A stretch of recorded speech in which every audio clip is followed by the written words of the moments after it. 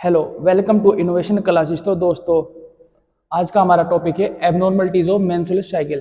मतलब हमारी menstrual cycle के दौरान कौन कौन सी एबनॉर्मलिटीज हमें दिखाई देती है, हम आज उसके बारे में डिस्कस करेंगे। तो सबसे पहली है एमिनोरिया। एमिनोरिया क्या होता है? Absence of menstrual cycle. जब हमारी मेंस्ट्रुअल साइकिल जो है वो रुक जाती है, उसको हम बोलते हैं एमिनोरिया। फिर उसके बाद है डिस्मेनोरिया। डिस्मेनोरिया क्या होता है? हमारा जब मेंस्ट्रुअल साइकिल के दौरान हमें पेन फील होता है, तो मतलब उस टर्म को हम बोलते हैं डिस्मेनोरिया। फिर उसके बाद है पोलीमिनोरिया। पोलीमिनोरिया किसको बोलते हैं? Duration decrease of menstrual cycle.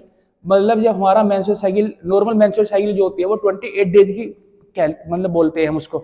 अगर हमारी मेंस्ट्रुअल साइकिल जो है 21 डेज की हो जाए, या मतलब तो अगर हमारे 21 डेज की मेंस्ट्रुअल साइकिल हो तो हम उसको बोलेंगे पोलीमिनोरिया। मतलब कि हमारी मेंस्ट्रुअल साइकिल जो है फास्टली बहुत, मतलब हर 21 डेज के बाद मेंस्ट्रुअल साइकिल हो रही है, तो उसको हम बोलते हैं पोलीमिनोरिया। तो उसमें ओवुलेशन डे कितना होता है? 7 डेज। क्योंकि कोई भी मेंस्ट्रुअल साइकिल है उससे 14 दिन, मतलब 14 दिन पहले उसका ओवुलेशन डे होता है, तो इसलिए इसका ओवुलेशन डे कितना बैठा है? 7 डेज। फिर उसके बाद आते हैं हमारे ओलिगोमिनोरिया। इसमें क्या है कि जो ड्यूरेशन है मतलब मेंस्ट्रुअल साइकिल का वो इंक्रीज हो जाएगा। नॉर्मल होना चाहिए 28 डेज, पर उसमें कितना हो जाएगा? 35 डेज। तो इसमें क्या होगा, जो हमारी नंबर ऑफ मेंस्ट्रुअल साइकिल है वो डिक्रीज हो जाएगी। एक मतलब 1 ईयर में हमारी मेंस्ट्रुअल साइकिल जो होती है वो मतलब मिनिमम, मतलब मैक्सिमम जो हमारी एवरेज होती है वो 13 होती है, मतलब 13 तक होनी चाहिए। पर इसमें क्या होगा, 35 डेज के अकॉर्डिंग तो मतलब कम हो जाएगी, तो मेंस्ट्रुअल साइकिल के जो नंबर है वो कम हो जाएंगे। और इसमें ओवुलेशन डे कौन सा होगा हमारा? 21 डेज। क्योंकि 35 में अगर हमारी मेंस्ट्रुअल साइकिल 35 डेज की चल रही है, तो उसके मतलब 14 दिन पहले कौन सा डे बैठेगा? 21 डेज। तो इसमें कौन सा? लेट ओवुलेशन डे होगा ये, ठीक है, जिसको हम बोलते हैं ओलिगोमिनोरिया। फिर आता है हमारी टर्म हाइपरमिनोरिया। हाइपरमिनोरिया क्या होता है? जिसमें ब्लड लॉस इंक्रीज अमाउंट में हो जाता है। मतलब जैसे कि हमारा एक नॉर्मल मेंस्ट्रुअल साइकिल में ब्लड लॉस जो होना चाहिए वो 20 से 80 ml होना चाहिए, मतलब एवरेज मान लो 35 ml। बट इसमें क्या होता है, 80 ml से अबव हो जाता है, तो उस कंडीशन को हम क्या बोलते हैं? हाइपरमिनोरिया। मतलब इसमें क्या होता है, जो हमारा ब्लड लॉस है वो 7 डेज से, मतलब जो हमारा ब्लीडिंग फेज है वो 7 डेज से ज्यादा हो जाती है, तो उसमें हम बोलते हैं हाइपरमिनोरिया। फिर उसके बाद है हमारा हाइपोमिनोरिया। हाइपोमिनोरिया क्या होता है? इसमें जो ब्लीडिंग अमाउंट है वो कम हो जाता है, मतलब नॉर्मल कितना होता है? 20 से 80 ml, एवरेज 35 ml। पर इसमें क्या होगा, हमारा जो हाइपोमिनोरिया, इसमें क्या होगा, हमारा जो ब्लड लॉस लेवल है वो कितना होगा? Less than 10 ml। और ये मतलब इसका ड्यूरेशन कितना हो? लेस देन मतलब 2 डेज, मतलब 2 दिन तक ही ये मेंस्ट्रुअल साइकिल चलेगी, तो इसको हम बोलते हैं हाइपोमिनोरिया। फिर उसके बाद आता है हमारा मेट्रोरेजिया। मेट्रोरेजिया क्या होता है? इसमें इरेगुलर एसाइक्लिक यूरोट्राइन चेंजेस आते हैं, मतलब इरेगुलर हमारी मेंस्ट्रुअल साइकिल चलती है, कभी 7 दिन की चल जाएगी, कभी 10 दिन की चल जाएगी, कभी 8 दिन की चल जाएगी, तो उसको हम बोलते हैं मेट्रोरेजिया, जिसको हम मिनोरेजिया भी बोलते हैं, ठीक है। तो अब हम पढ़ते हैं मिनोमेट्रोरेजिया के बारे में। ये क्या होता है? इसमें मेंस्ट्रुअल साइकिल जो हमारी इरेगुलर होगी, मतलब मेंसेस को हम काउंट नहीं कर पाते। कि मिनोमेट्रोरेजिया में क्या होता है, हमारी जो मेंस्ट्रुअल साइकिल है वो इतनी, मतलब कभी रुक के होगी, कभी नहीं होगी, फिर हो जाएगी, ऐसे मतलब पूरे 28 डेज के अंदर बार बार मतलब होती रहेगी, तो जिसको हम मेंसेस को हम काउंट नहीं कर पाते, तो उस टर्म को हम बोलते हैं मिनोमेट्रोरेजिया। फिर उसके बाद आता है हमारा last pre menstrual syndrome. Pre menstrual syndrome क्या होता है? जो सिम्टम बिफोर द ब्लीडिंग, मतलब ब्लीडिंग फेज होने से पहले ही हमें जो सिम्टम्स होने लगते हैं। मतलब इसमें क्या होता है, जैसे हमारा जब लूटियल फेज चलता है, मतलब सिक्रेटरी फेज, मतलब ब्लीडिंग होने से पहले जो हमारा फेज चलता है, लूटियल फेज चलता है वो, तो उस टाइम पे हमें पेन होना स्टार्ट हो जाएगा, तो उसको बोलते हैं हम प्री मेंस्ट्रुअल सिंड्रोम, ठीक है। अब हम इसके बारे में पढ़ेंगे डिस्कस। अब इन सब एबनॉर्मलिटीज के बारे में हम डिस्कस करेंगे एक। तो पहले हमें एक टर्म के बारे में पढ़ा, तो फर्स्ट वन पढ़ते हैं हम एमनोरिया के बारे में। क्या होता है? इट इज द, मतलब जो एमनोरिया है ये क्या है? एक मतलब ये कोई डिसीज नहीं है, सिर्फ ये एक साइलेंट सिम्टम है। तो क्या है? It is a silent symptom rather than disease, कि ये मतलब एक साइलेंट सिम्टम है, ना कि कोई डिसीज, ठीक है। तो डेफिनेशन के बारे में पढ़ते हैं अब एमेनोरिया। एमेनोरिया क्या होता है? Absence of the menstruation cycle at least 6 month या मोर। अगर हमारी मेंस्ट्रुएशन साइकिल जो है 6 मंथ तक के मतलब एब्सेंस हो जाए या उससे ज्यादा, तो उस कंडीशन को हम बोलते हैं एमेनोरिया। फिर ये 2 टाइप का होता है। तो एमेनोरिया कितने टाइप का होता है? 2 टाइप। एक होता है फिजियोलॉजिकल एमेनोरिया, और सेकंड वन होता है पैथोलॉजिकल एमेनोरिया। फिजियोलॉजिकल एमेनोरिया क्या होता है? फिजियोलॉजिकल का मतलब होता है कि जो कोई एक नेचुरल फिनोमिना से हो जाए, कि एक नेचुरल नॉर्मल कोज हो जाए, तो उसको हम बोलते हैं फिजियोलॉजिकल, जो मतलब एक प्राकृतिक घटना है। और पैथोलॉजिकल का मतलब होता है कि ये कोई किसी डिसीज के कारण हो रहा है, मतलब कोई डिसीज अकर हो गई हो, उसकी वजह से कोई कोज हो रहा हो, तो उसको बोलते हैं पैथोलॉजिकल एमेनोरिया। तो फर्स्ट वन है फिजियोलॉजिकल एमेनोरिया। ये क्या होता है? Absence of the menstruation due to the physiological causes या नॉर्मल नेचुरल कोजेज कोई, तो इसके कारण क्या होता है प्राइमरी मतलब फिजियोलॉजिकल एमनोरिया। इसका एग्जांपल है प्यूबर्टी, जैसे लाइक प्यूबर्टी में क्या होता है हमारी प्यूबर्टी एज कितनी होती है, हम 12 से 16 साल तक के हम प्यूबर्टी एज मानते हैं, पर एवरेज मान लेते हैं 13 ईयर। 13 ईयर पे क्या होता है हमारे मेंस्ट्रुएशन साइकिल स्टार्ट हो जाती है। तो उसमें ऐसा कहा गया कि जैसे कि हमारा प्यूबर्टी तक के जो एक मतलब एक हाइपोथेसिस है कि मतलब एक अनुमान लगाया हुआ कि जैसे हम एक हमारा जो प्यूबर्टी है, प्यूबर्टी से पहले मेलाटोनिन हार्मोन होता है, वो क्या करता है फोलिकुलर स्टिमुलेटिंग हार्मोन को, ल्यूटिनाइजिंग हार्मोन्स को सप्रेस करके रखता है। इस वजह से क्या होता है हमारी जो मेंस्ट्रुएशन साइकिल है वो अब्सेंट रहती है प्यूबर्टी तक की। फिर उसके बाद आता है हमारा प्रेगनेंसी। अगर किसी फीमेल को प्रेगनेंसी हो जाए तो उसमें भी मतलब absence of the menstruation cycle हो जाती है, ठीक है। फिर उसके बाद आता है लैक्टेशन। लैक्टेशन में भी जब मतलब मदर ब्रेस्ट फीडिंग कराती है तब भी मतलब हमारा फिजियोलॉजिकल एमनोरिया हो जाता है। फिर आता है पैथोलॉजिकल।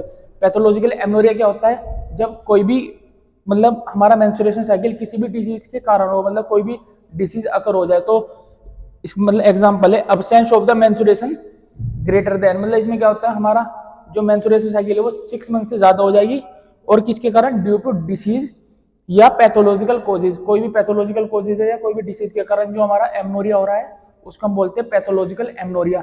इसके एग्जांपल है जैसे कि वजाइनल कैंसर हो जाए, सर्विक्स का कैंसर हो जाए, या फिर हमारा कोई हार्मोनल इम्बैलेंस हो जाए जैसे कि फोलिकुलर स्टिमुलेटिंग हार्मोन और ल्यूटिनाइजिंग हार्मोन, एस्ट्रोजन और प्रोजेस्टेरोन हार्मोन्स का इम्बैलेंस हो जाए हमारी बॉडी के अंदर, तब भी क्या हो जाएगा हमें पैथोलॉजिकल एमनोरिया हो जाएगा।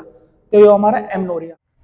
तो अब हम पढ़ते हैं डिस्मेनोरिया के बारे में। डिस्मेनोरिया क्या होता है painful menstruation cycle during bleeding phase. जब हमारा ब्लीडिंग फेज चलता है मेंस्ट्रुएशन साइकिल में उस टाइम पे जो हमें पेन होता है उसको हम बोलते हैं डिस्मेनोरिया। तो painful menstruation during bleeding phase क्या हुआ डिस्मेनोरिया। ये मोस्ट कॉमन क्या होता है गायनेकोलॉजिकल प्रॉब्लम होती है। मतलब गायनेकोलॉजिकल प्रॉब्लम क्या होता है, दो वर्ड होते हैं ऑब्स्टेटिकल और गायनेकोलॉजिकल। ऑब्स्टेटिकल में क्या पढ़ते हैं हम जैसे टिल द जैसे कंसेप्शन प्रोडक्ट से लेके टिल द प्यूपेरियम पीरियड तक, तो उसको हम बोलेंगे ऑब्स्टेटिकल। फिर उसके बाद आता है गायनेकोलॉजिकल। गायनेकोलॉजिकल में क्या आता है जितनी भी हमारी मतलब डिसीज कंडीशन है रिप्रोडक्टिव से लेकर उसको हम बोलते हैं गायनेकोलॉजिकल। तो ये क्या है एक गायनेकोलॉजिकल प्रॉब्लम है। इसमें क्या होता है pain in lower abdominal region with radiate towards the thigh and back.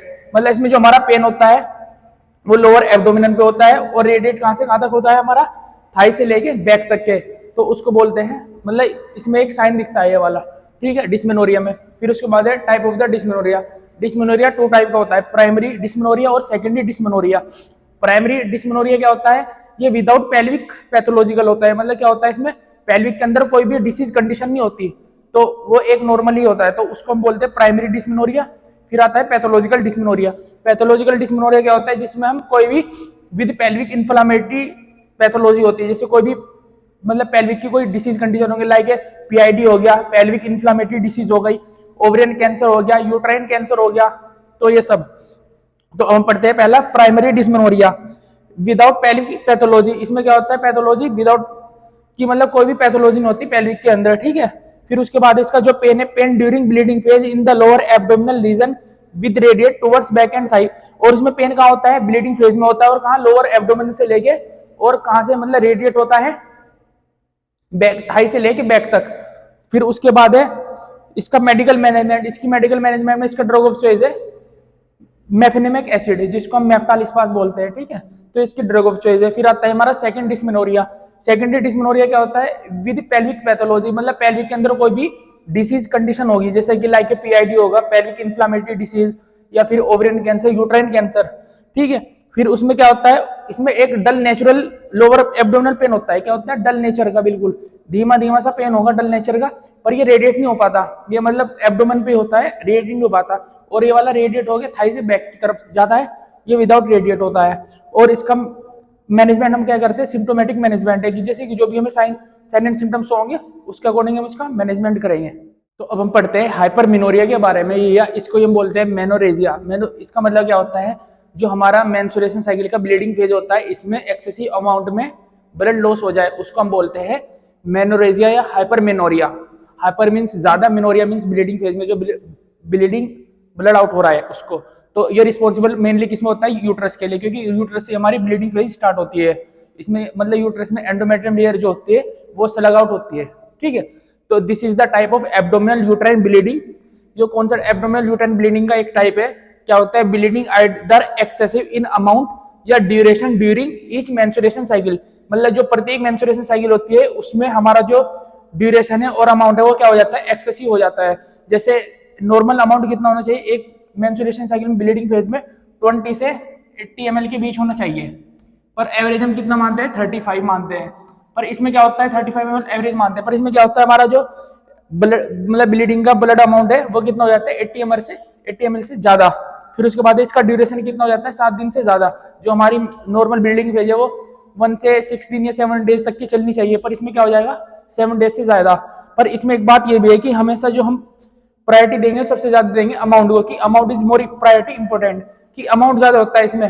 हालांकि एक बार को ड्यूरेशन थोड़ा कम भी पड़ जाए पर अमाउंट जो है हमारा वो 80 ml से ज्यादा होगा, तो उस वर्ड को उस टर्म को बोलते हैं हाइपरमिनोरिया या मेनोरेजिया।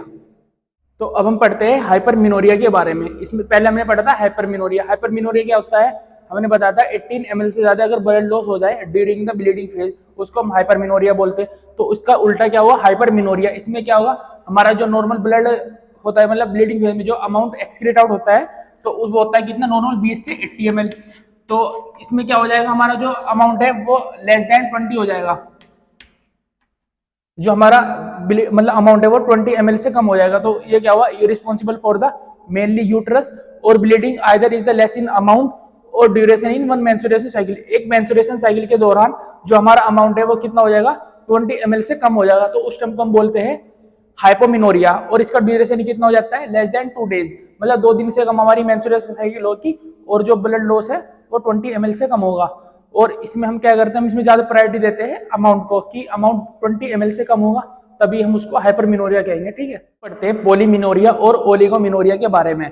ये दोनों टर्म जो होती है ये ओवरी पे रिस्पॉन्सिबल होती है दोनों टर्म। तो ठीक है, पहले पढ़ते हैं पॉलीमिनोरिया। पॉलीमिनोरिया क्या होता है, in this menstruation cycle is regular and cyclic. मतलब जो इसमें मेंस्ट्रुएशन साइकिल है वो रेगुलर भी होगी और साइक्लिक भी होगी, एक टर्म पे उतनी रहेगी। फिर उसके बाद but menstruation cycle reduce up to the 21 days. मतलब जो हमारी नॉर्मल मेंस्ट्रुएशन साइकिल है वो कितनी होती है, 21 डेज से लेके 35 डेज के बीच में, मतलब एवरेज में मानते हैं 28 डेज। तो क्या होता है इसमें जो हमारा पॉलीमिनोरिया है इसमें क्या होगा, हमारी जो 21 डेज की जो मेंस्ट्रुएशन साइकिल है वो रिड्यूस हो जाएगी, मींस 18 दिन की हो जाएगी। हर 18 दिन बाद मेंस्ट्रुएशन साइकिल होंगे, हर 19 दिन बाद मेंस्ट्रुएशन साइकिल होंगे, 17 दिन बाद। तो उसको हम टर्म को बोलते हैं पॉलीमिनोरिया। तो इसमें क्या होगा, जैसे एग्जांपल सबसे समझते हैं, नॉर्मल मेंस्ट्रुएशन साइकिल हमने मान ली चलो 35 डेज की है, तो 35 डेज की है तो मतलब 1 ईयर में कितनी बार मेंस्ट्रुएशन साइकिल हो जाती है, 13 टाइम्स। तो 13 टाइम्स की मल्टीप्लाई अगर हम करते हैं तो कितना आएगा, 400 से 500 ml जो है ब्लड मतलब आउट होगा हमारी बॉडी से यूट्रस के थ्रू।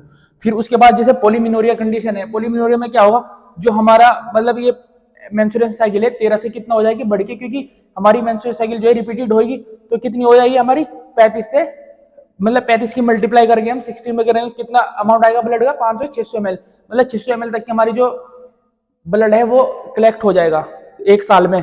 तो ये हुआ पॉलीमिनोरिया के बारे में। मीन्स ये है कि जो हमारा मेंस्ट्रुएशन साइकिल पीरियड है वो 21 डेज की बजाय मतलब 18 दिन 16 दिन 17 दिन में हर बार मेंस्ट्रुएशन साइकिल होगी, मतलब बहुत जल्दी जल्दी होनी स्टार्ट हो जाएगी। तो उस टर्म को हम बोलते हैं पॉलीमिनोरिया। अब आते हैं ओलिगोमिनोरिया।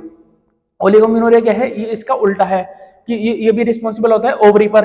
क्या होता है, in this menstruation cycle is regular और साइक्लिक। इसमें भी मेंस्ट्रुएशन साइकिल जो हमारी है रेगुलर चलेगी और साइक्लिक चलेगी। बट क्या होगा, हमारी जो मेंस्ट्रुएशन साइकिल है वो एक्सटेंड हो जाएगी अप टू द 35 डेज। मतलब जो हमारी नॉर्मल मेंस्ट्रुएशन साइकिल है 21 से 35 डेज की, वो 35 डेज से अबव हो जाएगी। मतलब मेंस्ट्रुएशन साइकिल किसी की होगी 38 दिन बाद, किसी की होगी 40 दिन बाद। तो उस टर्म को हम क्या बोलते हैं, ओलिगोमिनोरिया। तो इसमें क्या होगा, note changes in amount and duration in bleeding phase. इसमें क्या होगा, जो हमारा अमाउंट और ड्यूरेशन फेज है वो ब्लीडिंग फेज में चेंज नहीं हो पाए। तो जैसे कि एग्जांपल से नॉर्मल मेंस्ट्रुएशन साइकिल मतलब 21 से 35 डेज की होती है, तो कितनी बार हो जाएगी हमारी एक साल में, 13 टाइम्स। तो इसका जो ब्लड लॉस अमाउंट है वो कितना होगा, 400 से 500 ml के बीच में। फिर उसके बाद अगर ओलिगोमिनोरिया कंडीशन है, इसमें क्या हो जाएगा, हमारी जो मेंस्ट्रुएशन साइकिल पीरियड है वो 35 डेज से अपर हो जाएगा, मतलब 38 दिन हो जाएगा, 37 दिन हो जाएगा। तो उसमें तो फिर हमारे जैसे तो क्या होगा, हमारी मेंस्ट्रुएशन साइकिल जो है घट जाएगी। तो उसमें हम जैसे मेंस्ट्रुएशन साइकिल हमारी एक साल में कितनी बार होगी, 10 बार या 9 बार। तो 10 बार अगर होती है तो हमारा जो ब्लड लॉस अमाउंट है वो कितना हो जाएगा, 350 ml। तो ये हुआ हमारा ओलिगोमिनोरिया और ये हुआ पॉलीगोमिनोरिया। तो अब हम पढ़ते हैं मेट्रोरेजिया के बारे में और मेनोमेट्रोरेजिया के बारे में। तो जो मेट्रोरेजिया होता है उसमें क्या होता है, हमारा एबनॉर्मल मेंस्ट्रुएशन साइकिल होती है। मतलब क्या होता है, एबनॉर्मल एक्सेसिव होगी, एसाइक्लिक होगी। मतलब इस मेंस्ट्रुएशन साइकिल का कोई भी फिक्स टाइम नहीं होता कि कब होगी, कौन से फेज में होगी, और इरेगुलर होगी, मतलब किसी फेज में हो जाएगी। इसका मतलब है ये, मतलब ये वाली जो हमारी मेट्रोरेजिया है ये किसी भी फेज में हो जाएगी, किसी भी फेज में, मतलब ब्लीडिंग हो जाएगी, किसी भी फेज में ब्लीडिंग हो जाएगी।